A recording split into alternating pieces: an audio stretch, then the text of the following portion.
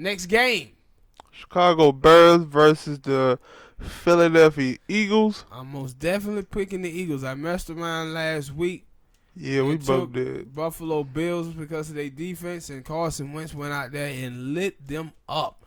It wasn't really too much Carson Wentz. It was a running back. Carson Wentz had like 160 or 70 something yards. He didn't even thought about that much. He was effective.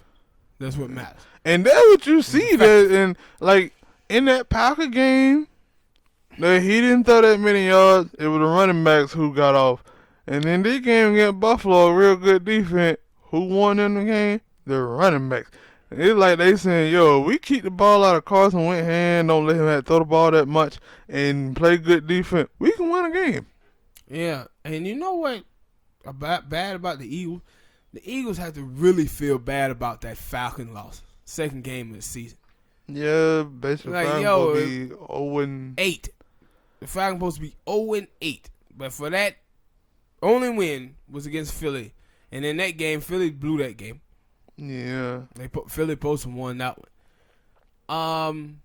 Yeah, but the Bears, dude. The Bears.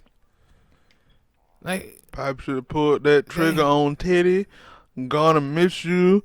Hell, even Cam Newton. Somebody. Brett Favre. Bring back Favre, man. Cause I think it was, who was it? Was it the I think it was Stephen A. Oh, one of them. I think they were talking. No, it was Prime. Talking about the Chicago Bears, and he was like, "Yo, man, this dude right here got the quarterback on the hot seat.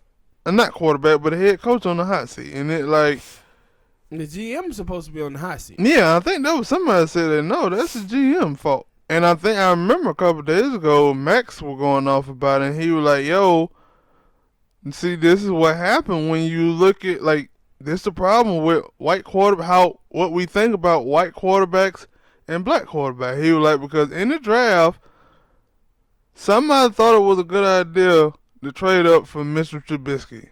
Why? I don't know. But for some reason, cause I think you brought it up a couple shows ago, about how they basically traded up and then left Patrick Mahomes and Sean Watson. Yeah.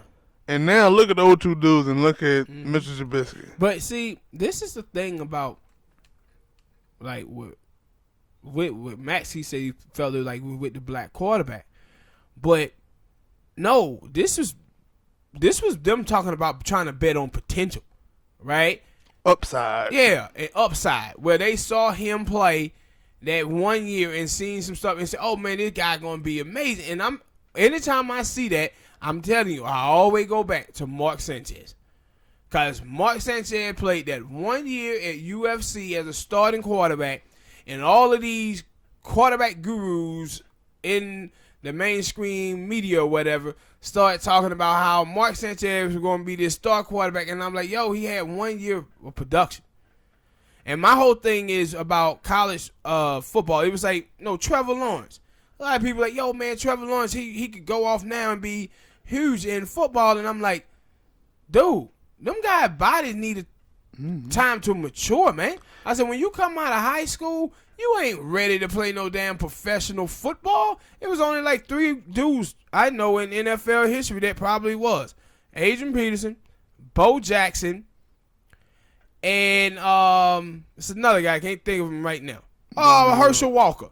And all them niggas were running back. Yeah. Now, them dudes, they was ready to play football, professional football, when they were 3 years old. And that like they were doing some monsters. But Trevor Lawrence, he's not ready to play, and that's the same thing that I saw with Mr. Trubisky. And he had, nice size to him as a quarterback, but just 1 year of production, and it's not like he played for a major school. He played for North Carolina.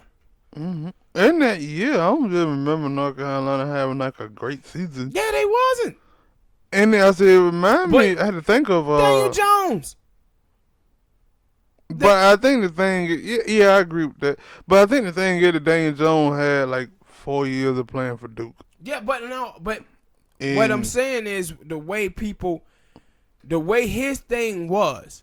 Oh, you said the opposite. Yeah, they gave Mr. Trubisky, way more props coming out of that draft than they gave Daniel Jones.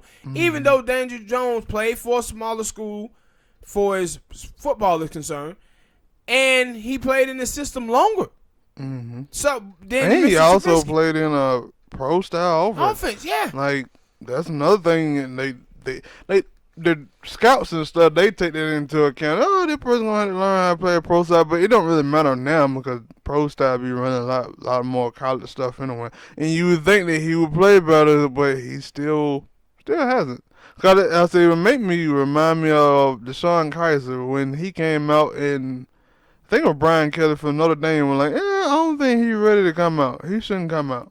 Yeah. And then you look at Deshaun Kaiser, and he on the bench. He had one. Now, I don't know that because Cleveland at that time was just bad, and that was a bad situation. But he didn't perform well that time that he did get to play for the Packers.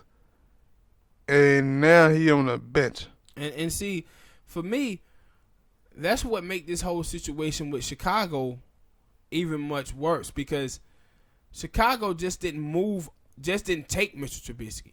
They moved up to get him. They traded off picks to get this guy. And the Bears fans got to be sitting up there looking at this like, yo, we got a Super Bowl team here, because they really do. Especially defensively. Yeah, they have a Super Bowl team, but they quarterback is not getting it done for them. It's the weakest link. They got to just be saying, at least he ain't the worst quarterback, because I believe that goes to Mason Rudolph. That boy is a disaster, man. That boy is a disaster. Hey, man. I never somehow, some way, he got that win. I never seen a quarterback have so much time to throw the football and then do something bad with it. Either overthrow, interception, or dunking it off. I said, he have all his time to throw the football, and he dunking the ball off like, yo, god damn. But yeah, in this football game, I'm going to have to take the Eagles because of Trubisky, man. And I feel bad because I like the Bears. I think the Bears got some of the best fans in football, and they deserve a better quarterback than the one they have. Taking the Eagle because of Trubisky and their head coach. Their head coach also lost that game for them with that last play with 40-something seconds left. No, not hell. That sorry kicker lost that game for the Bears. That too. I forgot there 3 people you can blame. Yeah. So they missing Robbie Gold. And he over there balling out right now for the 49. Yeah, I'm going Eagles. I'm going to say 24-17. Yeah, I like that score. I'm going to go with that score too. All right, people, hit that like button, subscribe. Chicago Bears fan, man. Tell me what y'all think about y'all quarterback. They hate him.